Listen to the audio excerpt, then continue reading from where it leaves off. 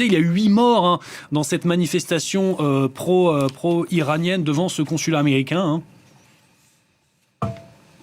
Eh bien, on a pu confirmer un certain nombre de blessés et désormais le bilan s'élève à 9 morts parmi les manifestants et 2 policiers blessés ont été emmenés dans un hôpital. Je viens de parler avec un journaliste local qui est sur le terrain à Karachi. Il m'a expliqué que même si la police a réussi à repousser les manifestants loin du consulat américain de Karachi, des affrontements continuent encore à l'heure où l'on parle, à proximité dans le district sud de la ville. Ce qu'il s'est passé, c'est qu'une foule assez importante et spontanée s'est rassemblée devant le consulat américain plus tôt dans la matinée pour protester contre la mort du guide suprême iranien Khamenei. La manifestation est devenue violente quand certains ont tenté d'entrer dans l'enceinte du consulat. Ils ont même réussi à franchir une première barrière de sécurité.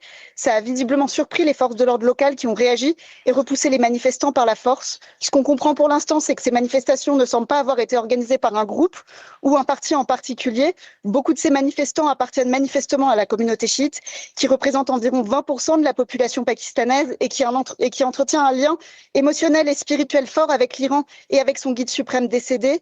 On sait que dans le reste du pays aussi, notamment dans les régions où la population chiite est importante, d'autres manifestations sont en cours, notamment des manifestations massives dans le nord du Pakistan, dans la région du Gilgit-Baltistan, qui est à majorité chiite, à Lahore également, qui est la deuxième ville du pays, où de nombreux chiites vivent. On a pu voir que plusieurs centaines de manifestants se sont rassemblés devant le consulat des États-Unis. Certains ont tenté d'endommager la grille de sécurité située à plusieurs centaines de mètres du consulat. Comment les autorités pakistanaises réagissent face à ces mobilisations qui se multiplient, Ondine ? Alors oui, dans ces conditions tendues, les autorités sont extrêmement mobilisées pour maintenir l'ordre. On a vu la police recourir à la force, surtout à Karachi, où la police utilise du gaz lacrymogène pour tenter de disperser la foule. Alors qu'on a pu voir des manifestants envoyer des pierres sur les forces de l'ordre, on nous dit aussi que des tirs en l'air ont été entendus, probablement une tactique utilisée par la police pour essayer de faire reculer les manifestants. Et dans certaines zones à majorité chiite, des couvre-feux ont été imposés. C'est le cas en particulier dans le nord du Pakistan, à Skardu, où des milliers de manifestants sont visiblement descendus dans la rue.